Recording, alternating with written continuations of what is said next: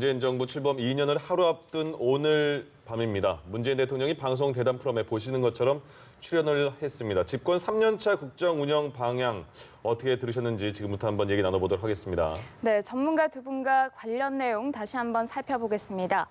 최창녕 용인대 통일대학원장, 또 김형준 명지대 교수 나오셨습니다. 안녕하세요. 네, 예, 80분에서 조금 더 80한 7분 정도 진행된 것 같습니다.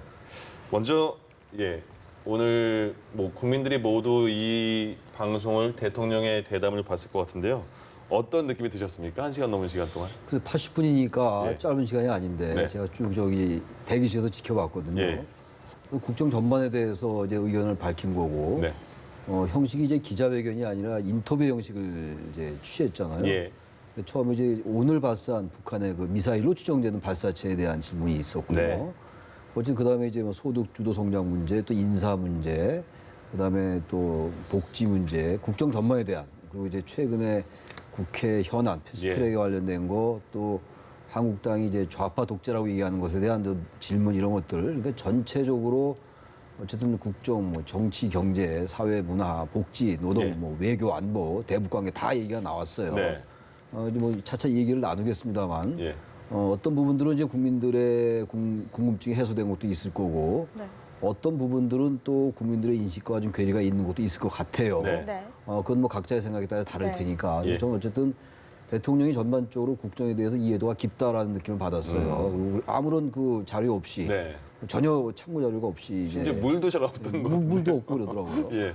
근데 어쨌든 전혀 자료 없이 보지 않고 한다는 게 수치도 굉장히 정확하게. 그러네요. 보니까 원고 같은 게 없었군요. 전혀 이게 없어요. 자료 같은 원고도 것도요. 예.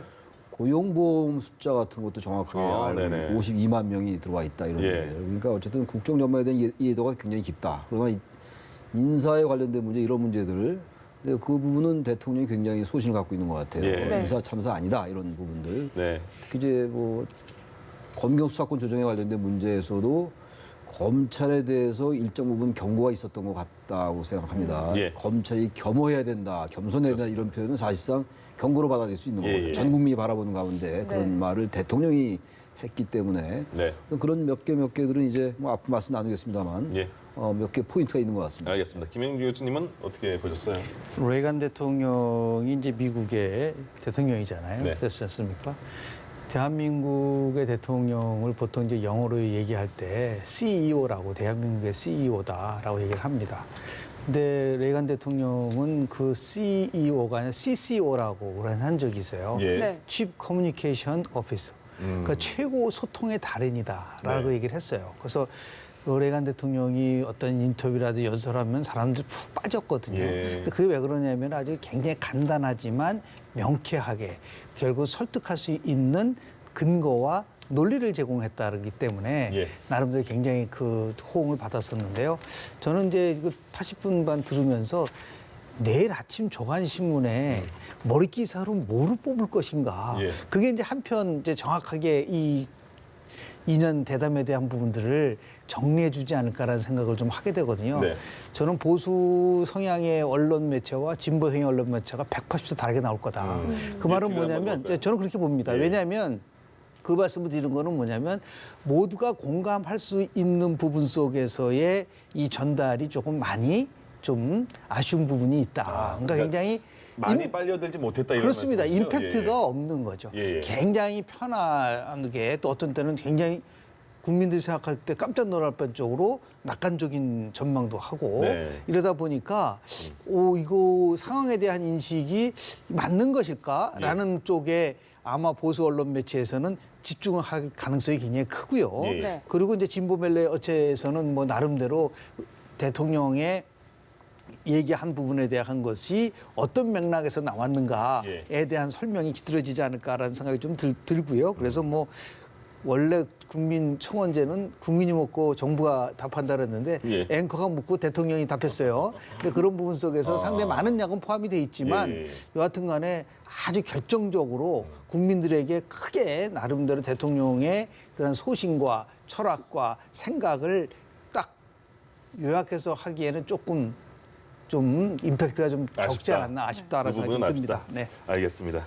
네, 그리고 오늘 이 대담에서 첫 질문은 북한에 관한 질문이었습니다. 네. 마침 또 이렇게 오늘 대통령과의 대담 바로 직전에 또 북한이 미사일을 쏘지 네. 않았습니까? 합참에서 미사일로 추정된다라고 발표를 하기도 했는데 여기에 대한 문 대통령의 답변 어떻게 보셨는지요? 탄도미사일은 대북 제재다, 대상이다. 그러나 이제 그동안의 대북 제재 결의는 이제 중장거리 미사일, 그 네. 단거리 미사일은 제재를 하지 않았었다. 그러나 탄도미사일은 제재를 하는 거다. 이제 그런 얘기가 있었고. 네. 예. 이번에 이제 오늘 발사한 거 이제 공식 지금 발표는 미사일로 추정된다라고까지 제가 이제 알고 들어왔어요. 네. 그 이후 이번엔 발표는 좀 빠르게 발표했습니다. 참여. 이번에 이제 지난번에는 이제 사거리가 짧았고 네. 이번에는 평북에서 이제 동해안으로 굉장히 멀리 날아갔기 때문에 예. 당연히 미사일로 추정된다고 얘기할 수밖에 없죠. 예, 예. 지난번엔 이 사거리 자체가 짧았기 때문에 이게 발사체라고 표현을 했던 것이고 네. 아까도 뭐 앵커가 이제 그런 얘기를 하더라고요. 기자가 예. 전략적 해석이란 말이 있다. 지난번 4일날 발사한 거에 대해서. 근데 이번은 어떻게 생각하냐 이런 질문이었는데 예. 여기다 문 대통령의 답변은 대단히 조심스럽게 발언을 한다고 느꼈습니다. 미사일로 추정된다는 얘기 하면서 그러나 일단 남북 군사 합의를 위반한 것 같지는 않다. 예. 왜냐하면 이제 남북 군사 합의라는 게 이 휴전선에서 일정한 범위를 벗어난 데서 하는 거는 용인이 된다 이런 얘기도 나왔고 근데 네. 대신 거기서 이번에 오늘 발사한 거에 대해서는 문재인 대통령이 다른 것들은 원론적인 발언을 했는데 경고를 하고 싶다 이런 발언을 썼어요. 예. 경고를 하고 싶다. 그러니까 대통령이 경고란 발언을 쓴 거예요. 예. 이건 적어도 이제 5월 4일날 발사한 것과 오늘 발사한 것의 상당히 심각성을 대통령이 인식했다라고 저는 봅니다. 네. 그래서 지금 한미가 5월 4일날 발사한 거에 대해서는 여전히 미사일이라는 말을 안 하고 있는 거잖아요. 예. 뭐 그건 뭐 나름대로 의미가 있는 것 같아요. 군사학적으로도 그렇고 사거리 문제도 그렇고. 근데 오늘은 뭐 미사일로 추정된다고 얘기가 나온 상태니까 예. 여기에 대해서 분명히 경고라는 단어를 썼다는 게 의미가 있다. 네. 그리고 이제 북한이 왜 이렇게 했을까에 대한 그 기자의 질문에 대해서 예. 여러 얘기를 했습니다. 압박의 성격도 있는 것 같고 하노이 회담이 결렬된 거에 대한 불만 그리고 특히 이제 조속한 회담의 촉구 이런 것들이 깔려 있는 것 같다라고 대통령이 인식을 정확히 하고 있는 것 같고 어쨌든 중요한 거는 예. 오늘 미사일로 추정되는 그 발사에 대해서는 경고를 하고 싶다라는 거는 상당히 의미가 있었다고 봅니다. 알겠습니다. 자, 그리고 예. 네. 특히 그 대북 식량 지원에 대한 질의 응답에서는 문재인 대통령의 그 대북 전략을 좀 읽을 수 있었을까요? 그러니까 대북 식량 지원이 어쨌든 협상을 보다 이렇게 원활하게 할 수 있다 이제 그런 이제 발언이 나왔던 거죠. 네. 그러니까 미국 트럼프 대통령과의 통화 내용을 상세히 소개를 하면서 미국도 크게 이 대북 식량 지원을 이제 환영한다는 말을 전해달라라는 예. 얘기를 대통령이 했단 말이죠. 그러니까 그건 어쨌든 대북 식량 지금 식량 문제가 지금 10년 내에 가장 지금 최악이라는 거 아니에요? 북한의 식량 네네. 상태가. 네. 그래서 그런 부분들 얘기하면서 대북 인도적 지원의 차원에서 식량 지원이 이 교착된 상태에 빠진 이 비핵화 협상을 좀 타개할 수 있지 않냐 이런 이제 인식을 보였다고 봅니다. 예, 지금 최창할 교수님께서 문재인 대통령이 북한에 관련된 최근에 관련된 생각을 다 잘 정리해 주신 것 같습니다. 그러면 지금 장외 투쟁 중인 한국당 입장에서는요. 굉장히 북한의 지금 상황에 대해서 정부를 많이 비판하고 있지 않습니까? 네. 그럼 오늘 문재인 대통령의 이런 그 의중을 듣고 생각을 듣고 어떤 반응을 보일지가 궁금하시거든요. 어떻게 예측할 수 있을까요? 일단 저는 오늘 대통령이 입장한 걸 보면서 예. 참 굉장히 표정이 무겁다고 느꼈어요. 예. 네. 그러니까 왜냐하면 취임 2주년을 맞이하면서 국민들에게 대담하는 건데 네. 참 표정이 무겁다. 그리고 이것은 결국은 오늘 있었었던 발사체에 관련된 거라고 저는 봅니다. 하필 또 오늘 있었어요. 그렇습니다. 네. 그래서 저는 모르겠어요. 김정은 위원장도 연합뉴스 보지 않겠습니까? 다 웬만하면 알지 볼 않겠습니까? 거예요. 다 보았을 예. 거예요. 예. 제가 봅니다. 네. 뭐 보는데 따님 뭐 다른 사람이 봤겠죠. 이건 굉장히 나름대로 김정은 위원장이 잘못한 거다. 예. 네. 이렇게 중요한 시점에 바로 내일이면 취임 2주년을 맞이하고 있는데 예. 거기다가 실제에게는 단거리 미사일로 추정된다고 하지만 거의 단거리 미사일로 봐야죠. 네. 그러니까 네. 굉장히 대통령 입장에서 보면 곤혹스럽고 당황했다라는 부분들이 저는 맞을 것 같고요. 그러다 보니까 대통령의 말에도 경고란 말도 나온 거라고 네. 보는 거고요. 다만 두 가지 면에서 우리가 조금 분리 좀 할 필요가 좀 있는데요. 예.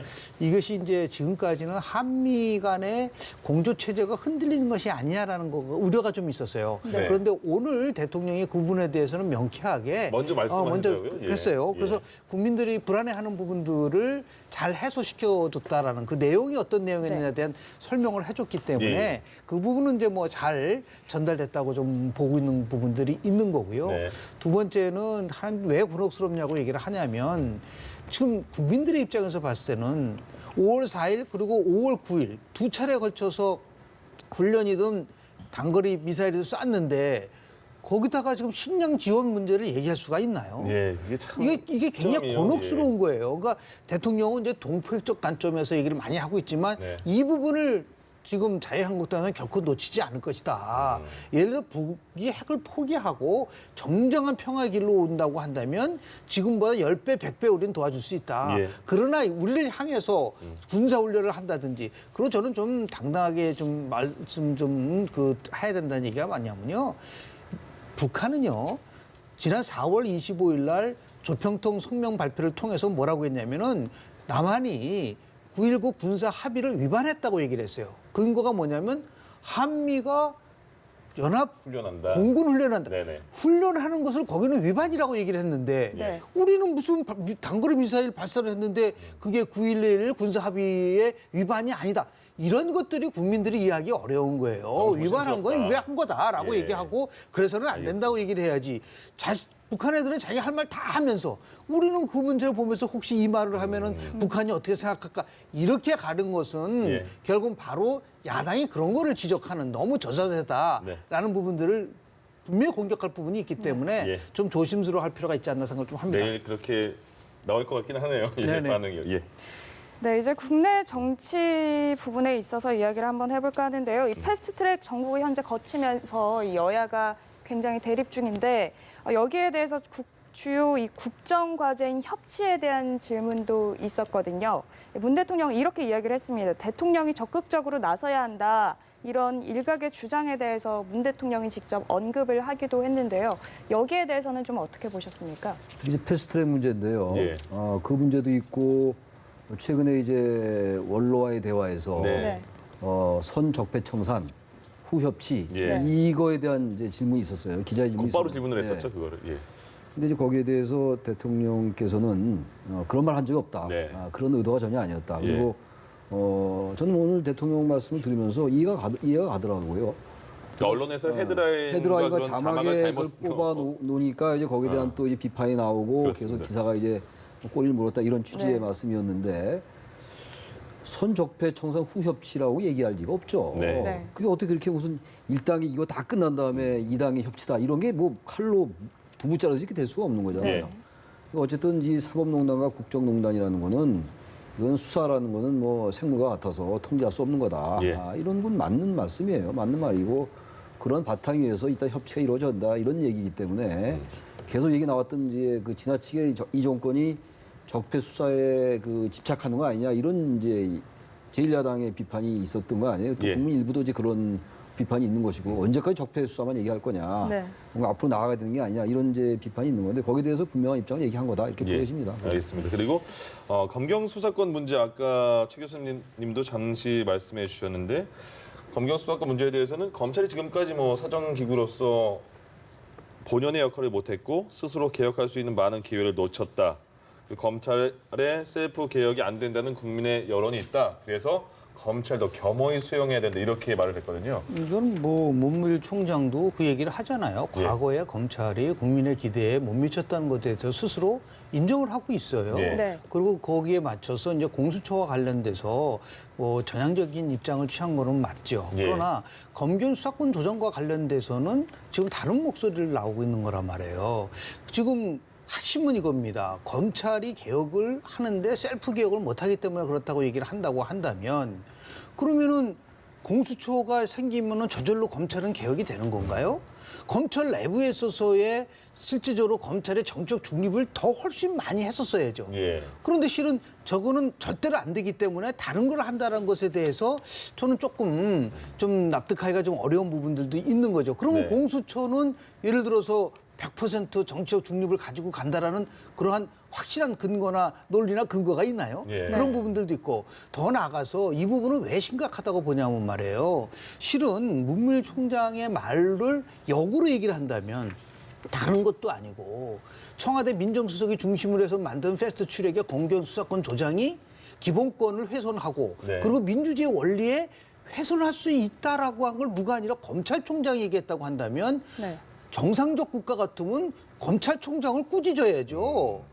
그런데 벼랑간 민정수석이라는 사람은 뭐라고 했냐면 경청할 경청해야 수가 된다. 이러다 보니까 예. 이게 굉장히 혼란이 올 수밖에 없는 부분들이 있는 겁니다. 그래서 결국 이걸 자꾸만 검찰의 조직 이기주의라는 것을 넘어서서 그러면 그동안 정부 기관인 검찰과 여당과 청와대가 도대체 어떠한 조율을 했느냐. 그러니까 예. 결국은 검찰 패싱으로 갈 수밖에 없는 거 아니냐라는 그러한 문제제기가 나올 수가 있거든요. 예. 그래서 결국은 검찰이든 경찰이든 가장 중요한 것은 어떻게 하든 간에 국민들의 기본권에 관련된 문제. 예. 네. 청찰이 먼저죠. 그러니까 검찰이 그동안 잘못한 것에 대해서 정말 국민에게 참여하고 성찰하고 그러고 나서 새롭게 가야 된다라고 하는 그런 내용으로 예. 대통령이 이 부분에 대해서 보이지 않게 의지를 저는 밝히는 거라고 봅니다. 아무리 예. 그런다 하더라도 공유수사권 조정 문제는 계속해서 갈 수밖에 없는 것이고 의견이 있다고 한다면 예. 다만 이제 패스트 트랙은 뭐 상장한 것이기 때문에 그 안에서 얼마든지 조정될 수 있다고 하고 있지만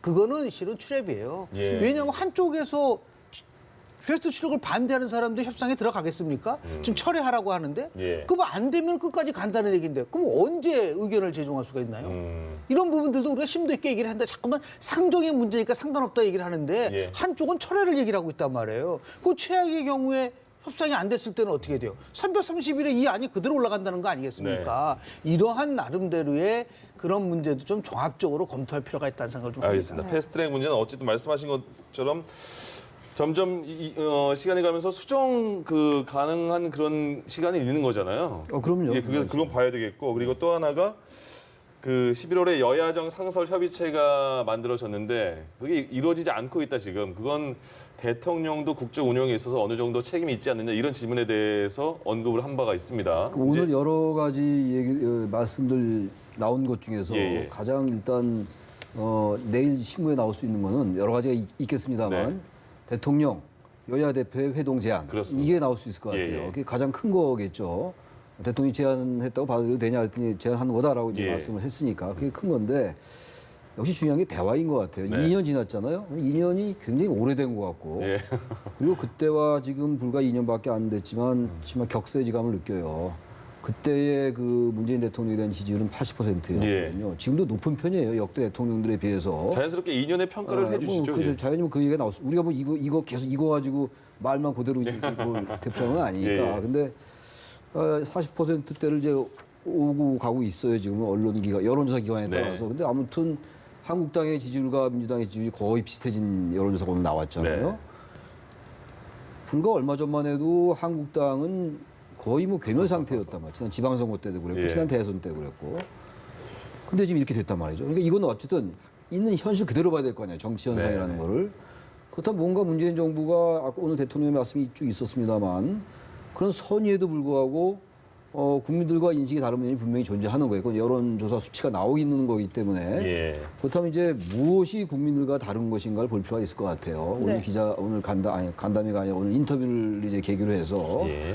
기자가 많이 질문을 했는데 어쨌든 뭐 시간도 짧았던 것 같고 근데 아무튼간에 그럼에도 불구하고 여야 간의 대화가 별로 없었던 거예요. 여야정 상설 협치에 있었는데 대통령도 그런 말씀을 하셨잖아요. 잘 만나지 못했다 이렇게 얘기를 했으니까 일단 만나서 소통할 수밖에 없어요. 네. 이제 지금 이 자리에서 무슨 누가 더 잘했다 누가 못했다는 별로 의미가 없는 것 같고 지금 누가 뭐 예. 만나자 그러면 다 만나줍니까? 아니면 안 만나주 모르죠. 만나는 지금 겁니까? 내일 이제 대통령이 제안을 했는데 오늘 예. 제1야당이 뭐 다른 야당보다 제1야당이라고 얘기를 해야 될 것 같아요. 예. 야당이라고 뭉뚱그리면 안 될 것 네네. 같아요. 예. 제가 볼 때. 이번에 전혀 다르니까 지금 야당들의 행태가.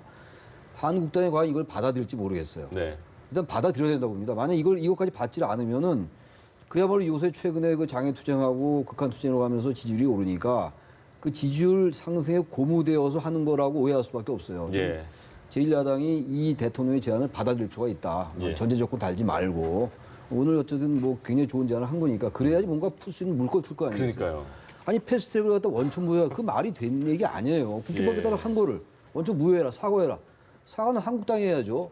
이제 그런 것들을 알겠습니다. 같이 이제 소통을 해야 하면서 풀어야 된다는 생각을 합니다. 예. 그 협치라는 게요. 네. 지금 대통령이 얘기하시는 여야정 상설 협의체 문제가 아니에요. 좀 본질을 좀 봤으면 좋겠어요. 대통령은 취임사에서 뭐라고 얘기했냐면 공정과 통합의 새로운 세상을 만들겠다고 얘기를 했고 예. 국민 모두의 대통령이 된다고 얘기를 했습니다.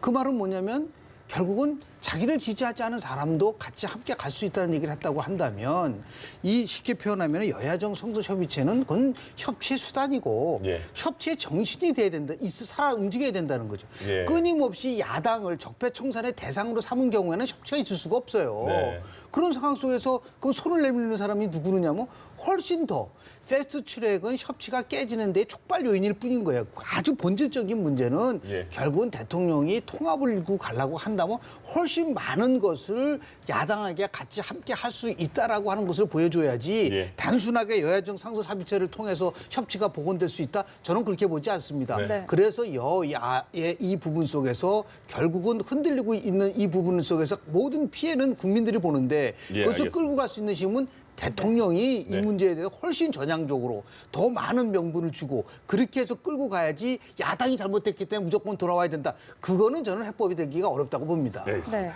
또 오늘 이 경제에 대해서도 짚어봤는데요. 고용 상황에 대해서 문재인 대통령은 노인 일자리 그리고 청년 일자리에 대해서 굉장히 긍정적으로 또 평가를 하셨는데 두 분은 좀 어떻게 보셨나요? 글쎄요, 뭐 지금 뭐 각종 여론조사를 보면 예. 지금 통계 문제와 국민이 생각하는 민심의 문제는 좀 다르라고 좀 봅니다. 예. 그런데 민심 대통령의 경제 정책에 관련돼서는 아주 부정적인 것이 굉장히 많아요. 예. 그 한국갤럽이 5월 첫째 주 4월 30일, 5월 2일 날 조사한 내용을 보면은 경제 정책에 대해서 부정적으로 평가하는 사람이 63%란 말이에요. 예. 이거는 뭐 1,200이기 때문에 90% 신뢰성 플러스 마이너스 3점이라고 볼 수가 있는데요.